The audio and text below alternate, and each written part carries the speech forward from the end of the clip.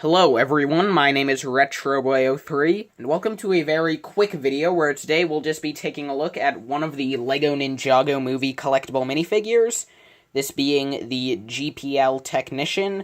And if you're wondering why this, as well as one other small video, are going up today instead of a full review, that's because, well, it turns out that I'm very busy at the moment, and I didn't have time to make a full review, so I just wanted to make a few very quick, small videos that'll only take about 10 minutes total to make.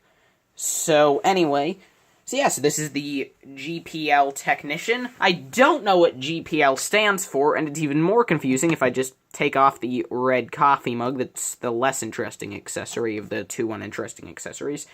Here on the torso, her lab coat says GIT, which makes a lot more sense to me since I'm like 80% sure that that stands for Garmadon Institute of Technology.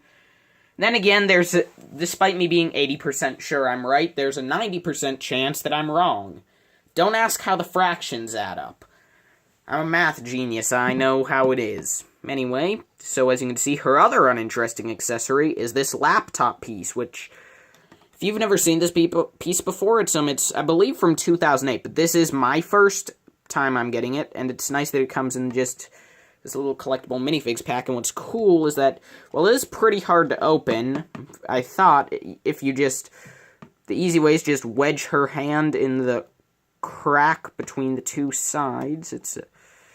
Again, that's the only way I was able to do it. It took me a while to figure that out, and just give me a sec. You can see that, well, inside the laptop actually has a detailed keyboard as well as this little screen, so I feel as though this is a pretty awesome piece, and I do like that it comes with this minifig, though I do wish that maybe they'd done some printing on it or something to make it unique. Even if it was just, like, maybe a silver or something on the screen. I just feel as though just another black laptop is a bit lazy, but again, I definitely don't mind it like I mind the coffee cup, because in my opinion, it is a really lazy accessory. But anyway, you can see that this figure has dual-molded legs with the white on the top for the coat, which I do like, and I really wish LEGO would do this more for, like, long coats and robes, dual-molding it for the top coat and then the bottom pants. Like, LEGO needs to do this on, like, for example, a Ben Kenobi minifig would be great. But anyway, so you can see that the problem here is that, did LEGO even try? Did you see that giant white space at the top of her legs? I mean, I understand, like, I guess you could put up the argument that maybe LEGO's printing techniques can't fix that, but I mean, like, look at that, that's huge. I mean, if the printing couldn't do that, then they should have just changed the design to make it so that that wouldn't be a problem. I mean, that gap's huge. I mean, like, and there's one that I know for a fact LEGO can't fix, but it still annoys me here, where you see the t-shirt, which I'll talk about in a minute. It carries down onto the belt, and there's also a gap there, and it always annoys me when LEGO does that. Like, could you really not have just printed that just on the torso? Like, I understand that having it hang down a bit, that's a nice little detail, but it's so noticeable that it cuts off. I mean, why? Why is LEGO making it so noticeable of this figure's flaws? But anyway, but if you ignore those cutoffs, and this figure is actually pretty nice, you can see that, interestingly, there's a slightly different brown color printed on than there is for the actual legs, like, for the white parts of the legs, and even some on the dual-molded parts, which is pretty interesting. So I don't know if, like, the lighter brown is supposed to be her boots, and those are her actual pants, or what, but it's pretty strange.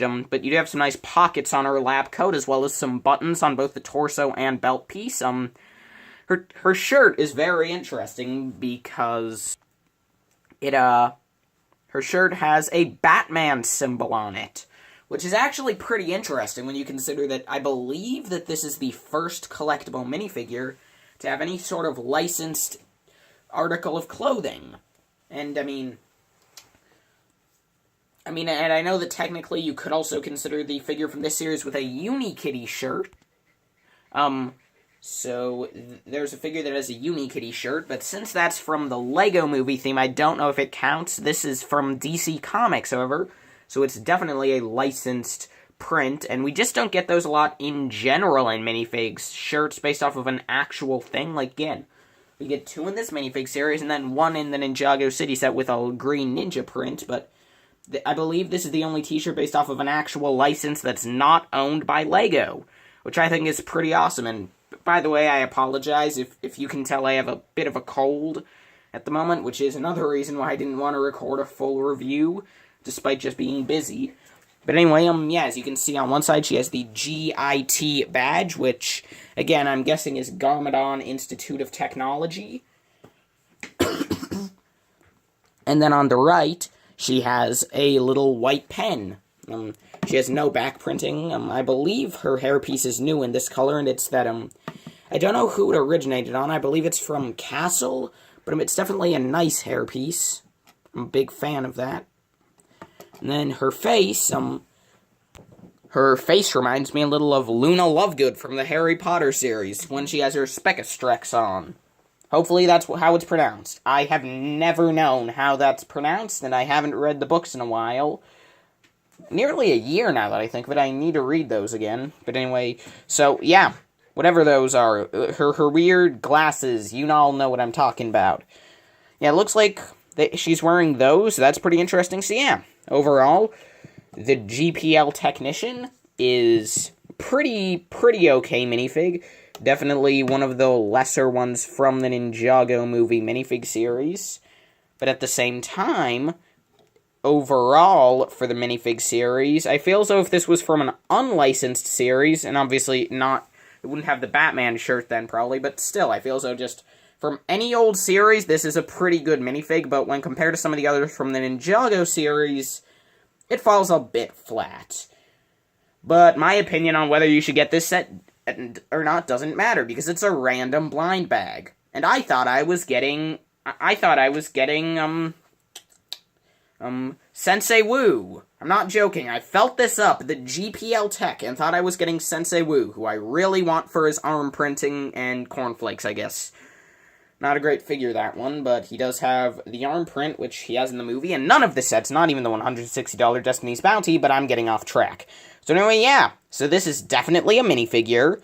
Thank you all so much for watching, and I will see all of you in the next video. Probably. Bye-bye.